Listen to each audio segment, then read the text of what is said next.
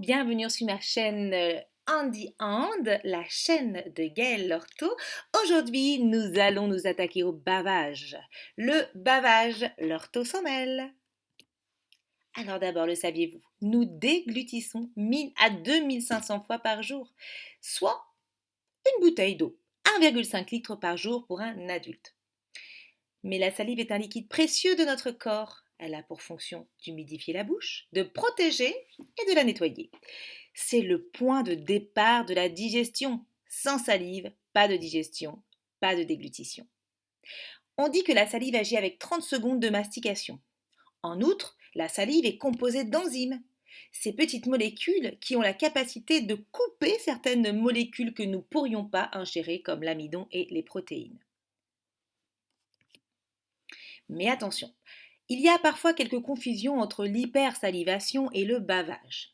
L'hypersalivation, c'est une hyperproduction de la salive. Alors ça peut être dû à une infection, des effets secondaires de médicaments, mais aussi à un reflux gastrique. Si votre enfant a un reflux gastrique, il est fort probable qu'il hypersalive. Et pourquoi?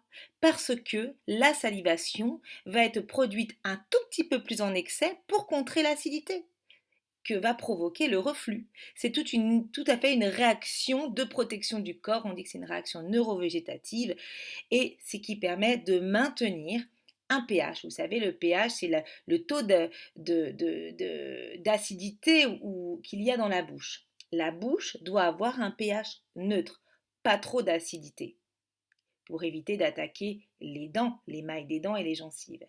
Donc, si on a des reflux, il est fort probable qu'il y ait une réponse neurovégétative du corps avec une salivation un petit peu en excès, tout simplement pour protéger la bouche. Enfin, l'hygiène dentaire également est importante. Les douleurs dentaires, même les dents qui poussent, peuvent provoquer une salivation un petit peu en excès. On le voit chez ces petits bouts de chou qui ont les dents qui poussent. Souvent, ils salivent, tout simplement pour les protéger des douleurs, protéger des gencives un petit peu en feu. La nature est bien faite. Mais lorsqu'on a aussi une hygiène dentaire un petit peu douteuse et qu'on a du tartre, des gingivites, il est fort probable qu'il y ait une hypersalivation pour également contrer un petit peu ces acidités, ces douleurs. Donc, l'hygiène dentaire est très très importante. Je ne cesserai de le répéter tout au long de ces vidéos pour les enfants qui sont porteurs de handicap. Une hygiène dentaire est non négociable. Enfin, le bavage, qu'est-ce que c'est du coup? C'est plutôt une conséquence d'un déficit du contrôle de la coordination musculaire orofaciale. Vous savez, j'en ai beaucoup parlé, de la bouche, de la langue, tout ça c'est de la motricité fine, mais c'est de la motricité. Donc quand on a un enfant qui présente un déficit du tonus ou un problème au niveau de la motricité volontaire ou tout simplement de la motricité tout court, effectivement on a certainement une conséquence au niveau de cette coordination musculaire de la bouche et de la langue. Et oui, il faut savoir fermer la bouche pour déglutir. Et c'est parfois très très compliqué pour des enfants porteurs de handicap. Et c'est vrai que pour déglutir, on a besoin d'avoir cette continence labiale. Les lèvres doivent se fermer pour envoyer une propulsion, pour créer une propulsion à l'intérieur de la bouche, pour propulser le bol alimentaire. Par exemple, vous parents, essayez de déglutir la bouche ouverte. C'est très compliqué. Donc, ces enfants qui ont un problème de motricité globale, effectivement, on va retrouver aussi une difficulté au niveau de cette motricité fine. Donc, parce que c'est toute une coordination, une synchronisation de micro-mouvements. Donc, d'où vient le bavage? Vous l'aurez compris, hein, tout ce qui est tonus musculaire, faiblesse du tonus, tout ce qui touche la sphère orofaciale, hein, donc un enfant qui a une dyspraxie bucco-faciale également, donc un trouble de la synchronisation des mouvements et de la coordination musculaire des muscles du visage, une absence d'automatisation du mécanisme de la déglutition. Et oui, comme je vous disais, un enfant qui ne ferme pas la bouche, eh ben, ça ne va pas engager une déglutition. Donc, on risque d'avoir une bouche ouverte et avec cette salive, souvenez-vous, 1,5 litre de salive par jour, cette salive qui va s'accumuler au niveau des gencives, hein, ou au niveau des joues. Et surtout, en plus, ces enfants qui parfois ont la tête, qui ont tendance à être en flexion, la bouche qui tombe avec une langue en position basse et on a la salive. Et effectivement, le reflux gastrique œsophagien, ces acidités, ces régurgitations, ça peut provoquer le bavage et maintenant vous savez pourquoi, tout simplement parce que c'est une réponse de l'organisme pour contrer l'acidité de la bouche et quelque part pour protéger les dents. Alors comment se rendre compte que mon enfant souffre? Les pertes de salive sont très importantes et parfois il faut changer souvent l'enfant. Il y a des parents qui sont obligés de changer plusieurs fois dans la journée le t-shirt, le bavoir, pardon. Donc pensez à hydrater quasiment autant que l'enfant salive. Si vous devez changer 5 ou 6 fois l'enfant, dites-vous bien que il a besoin d'être réhydraté. Vous pouvez prendre une petite, si l'enfant est un petit peu en difficulté, il y a une dysphagie, n'hésitez pas avec un petit vaporisateur d'eau, d'évian, enfin voilà, d'eau minérale, à aller hydrater la bouche qui parfois peut être malgré tout sèche. L'enfant donc est mouillé autour du cou, des lèvres, du menton, il peut être irrité, il peut avoir la bouche abîmée, des petites perlèches qu'on peut retrouver, hein, ces petites inflammations du coin de la bouche, des lèvres gercées. Et oui, un enfant qui a du bavage peut avoir des lèvres gercées, tout simplement parce qu'on a une déshydratation au niveau de la bouche quelquefois même avec les médicaments. Donc étonnamment, l'enfant peut avoir du bavage et avoir les lèvres gercées. Il y a aussi tout simplement que les lèvres sont attaquées par une humidité constante et lorsqu'il sort au froid, vous savez, l'hiver, hein, du coup, les lèvres sont tout de suite attaquées. Il peut faire des fausses routes car la salive elle stagne dans l'arrière-gorge. Moi j'appelle ça une forme de bavage caché, de silencieux, c'est-à-dire qu'au lieu d'avoir toute cette salive en avant, on peut avoir des enfants qui peuvent la faire stagner dans l'arrière-gorge. Alors là c'est important de faire attention, parce qu'on peut avoir des fausses routes, donc à distance, comme on dit, du repas. Euh, on peut également avoir des bactéries parce que c'est un vrai bouillon de culture, une salive qui stagne, hein. Donc, soyez vigilants. Et là aussi, c'est dû à un déficit de la synchronisation de la déglutition, c'est-à-dire que ça ne devrait pas stagner au fond. Il devrait y avoir cette déglutition automatique. Et le bavage, il agit comme un anesthésiant. Comme je vous disais tout à l'heure, le bavage, il vient parfois anesthésier l'acidité qui peut y avoir dans une bouche. Et quelquefois, quand il y en a trop, on peut noter une hyposensibilité de la bouche. L'enfant n'a plus du tout les informations sensorielles parce que c'est trop humide. Donc, il ne se rend pas compte qu'il bave. Il n'a pas la possibilité d'aspirer, ce qu'on appelle une court-circuitation des afférences proprioceptives. Et donc, comme il ne ressent pas les choses, il n'y a pas de réponse réflexe. Les conséquences. D'abord, elles sont sociales, le regard des autres. Et il y a également une conséquence, je dirais, toujours qui est sociale, mais les odeurs. La salive qui stagne, que ce soit dans la bouche, ça peut entraîner ce qu'on appelle une halitose, une mauvaise haleine, et également une odeur, voilà, une mauvaise odeur dans la bouche, mais aussi à l'extérieur, sur les vêtements. Une conséquence vitale, les fausses routes. On peut faire des fausses routes à sa salive, bien sûr. Souvenez-vous de ce problème de synchronisation de toutes les étapes de la déglutition. Et oui, on peut faire des fausses routes avec la salive, d'où l'importance de bien posturer un enfant. Les infections. Et oui, la stagnation de la salive en arrière-gauche, c'est un vrai bouillon de culture. Les facteurs aggravants, la sphère ORL, les rhumes, l'enfant lorsqu'il est encombré, lorsqu'il a le nez qui est pris, ça entraîne une langue en position basse, c'est-à-dire que la langue elle tombe, si je peux vous donner une petite image toute simple. La langue elle tombe, la langue, souvenez-vous, 17 muscles.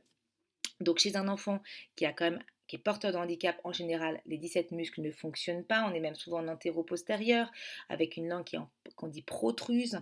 Donc la langue, elle tombe encore plus. Si la langue, elle tombe, elle est grosse, la langue. C'est une langue qui a beaucoup qui a beaucoup de muscles. Les muscles sont peu utilisés. Ça fait, je dis que moi souvent, comme une patate dans la bouche. Donc imaginez cette langue qui va amener tout le corps vers l'avant et avec la salive qui automatiquement va tomber. La ventilation. Vérifiez la ventilation de votre enfant. On nettoie les oreilles. On nettoie la bouche. Euh, on nettoie, voilà, on se nettoie tout le corps. Le nez, pardon, est pour moi les orifices les plus importants puisque c'est eux qui vont être les premiers à filtrer l'air ambiant. Il y a les petits poils. Ils sont là tout simplement pour faire un premier barrage.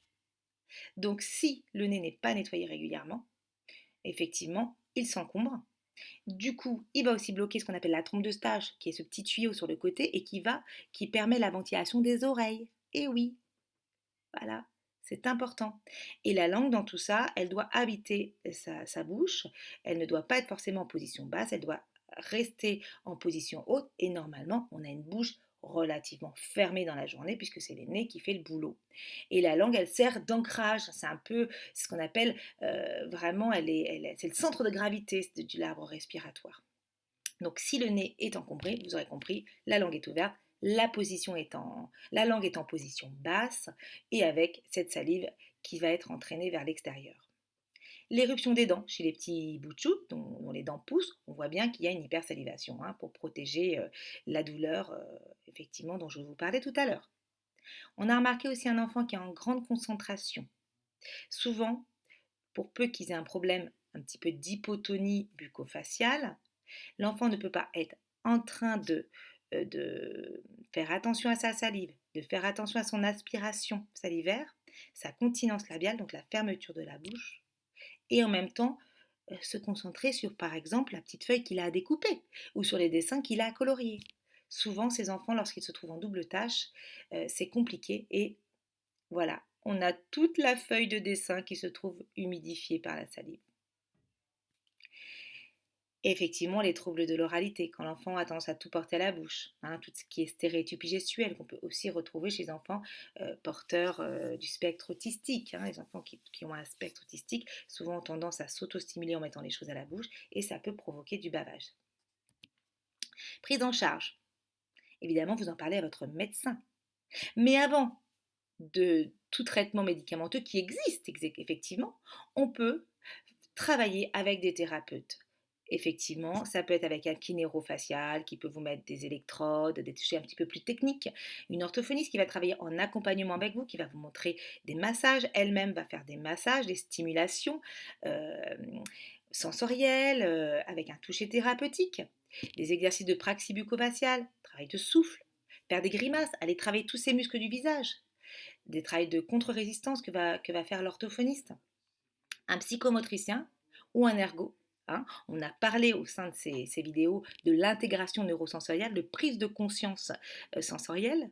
Le dentiste, on ne le répétera pas assez, l'hygiène bucco-dentaire est indispensable, non négociable chez un enfant porteur de handicap. Voilà, ce n'est pas parce qu'un enfant est porteur de handicap, qu'il doit avoir des dents en mauvaise santé, qu'il doit avoir une mauvaise haleine. Non, dès que la première petite dent sort, on lave les dents, on passe une petite compresse sur les dents après le biberon ou après le repas. On ne laisse pas un petit bout de chou s'endormir le soir sans avoir nettoyé ses dents, surtout s'il a eu un biberon avant. Et enfin, on peut effectivement avoir une prise en charge globale, holistique, systémique avec les parents, avec des stimulations qui peuvent faire plusieurs fois par jour, rapidement. Il n'est pas question que les parents se substituent au thérapeute, vous l'aurez bien compris, mais des petites choses, des petits massages avec un rythme, avec une répétition et une régularité. Dans la joie, la bonne humeur, c'est encore mieux quand on peut le faire. Donc l'objectif thérapeutique, c'est muscler la zone orofaciale, très très important. La posture également. Dites-vous bien que si on est trop en hyperflexion, déjà c'est en hyperextension, la tête en arrière, c'est très dangereux. Ça peut provoquer des fausses routes. Et quand on est en flexion, c'est-à-dire le menton contre le sternum, avec la bouche ouverte, on a tout le bavage qui tombe, toute la salive qui a tendance à tomber. Donc c'est important de bien posturer et d'être dans l'axe. Parlez-en à votre ergothérapeute, parlez-en à votre kiné. L'intégration sensorielle que vous pouvez faire avec une ergo, un psychomote, avec des petits jouets, avec des petites, tout ce qui est texture, etc.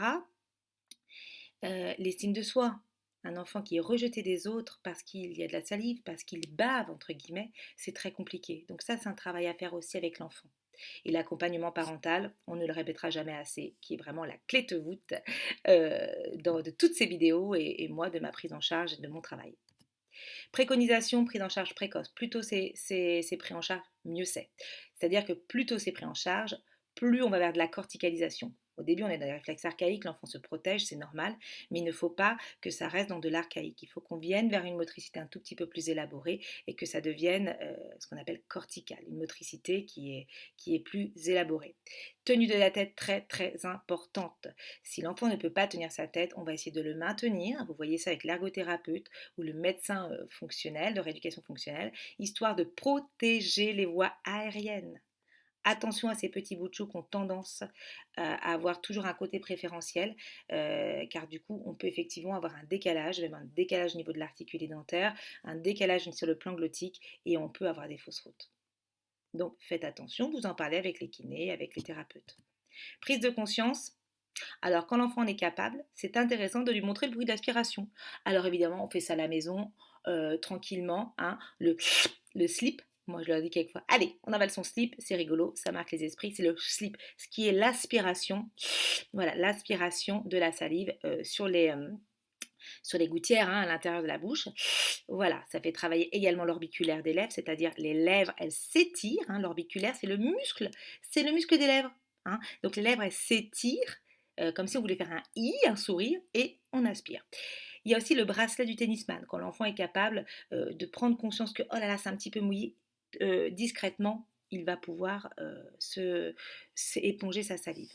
On peut le faire aussi en travail avec un miroir. Je vais vous montrer une petite vidéo sur lesquelles vous allez pouvoir voir le massage. Alors, vous massez la mâchoire inférieure, la mandibule inférieure, voilà, le maxillaire inférieur. Donc, vers le menton, vers les oreilles, il y a toutes les glandes là, sous-mandibulaires, les glandes de la parotide, etc. Donc, vous allez les masser. Ce point qui se trouve un petit peu sur le plancher mentonnier, juste entre le V, moi je l'appelle le petit V là. Vous le massez, alors là on le voit dans le sens inverse parce que c'est en miroir, mais 2 minutes, vous pouvez le masser. Là, le tapotement, hop, voilà, on travaille au niveau de la fermeture labiale et on étire, vous savez, le i là dont je vous parlais tout à l'heure, vous pouvez même le faire en faisant slip, on étire, on étire. Ça, vous le faites régulièrement dans la journée. Donc, je répète les massages du menton vers les oreilles. Le petit V que vous trouvez en dessous, le petit point qui se trouve juste sous le menton, un peu au-dessus quand même de la paume d'Adam, vous le massez à peu près 2 minutes dans le sens plutôt des aiguilles d'une montre. Voilà, vous allez voir, ça déclenche des déglutitions. Pourquoi c'est intéressant? Parce que quand on déclenche une déglutition et qu'on maintient la bouche fermée avec une bonne posture, l'enfant, il va le déglutir. Et du coup, ça va aussi renouveler le liquide organique, ça va nettoyer aussi la bouche. Donc, on ne va pas s'en priver. Si on peut faire une petite vidange salivaire et enlever quelques bactéries ou quelques reliquats de nourriture, on y va. D'ailleurs, après chaque repas, faites très attention, vous pouvez faire avec une petite compresse, allez voir qu'il n'y a rien qui reste au niveau des joues. Voilà, ça c'est très important de ce qu'on appelle faire une petite vidange salivaire après les repas. Tapoter autour des lèvres, vous l'avez vu, fermeture labiale. Vous pouvez également le faire avec du froid, puisque le froid inhibe un petit peu la salive, un travail de contraction musculaire et de constriction des lèvres. Faites attention cependant de ne pas mettre du glaçon dans la bouche, ce qui pourrait être très très dangereux si l'enfant a un réflexe de morsure. C'est pour ça que je ne l'en parle très très peu. Donc restez plutôt avec un petit bâtonnet de la pharmacie que vous avez pour les dents, vous savez, ces petites choses en plastique, vous allez tapoter, faites très attention au réflexe de morsure. Voilà. Puis vous avez ce point qui est intéressant à masser.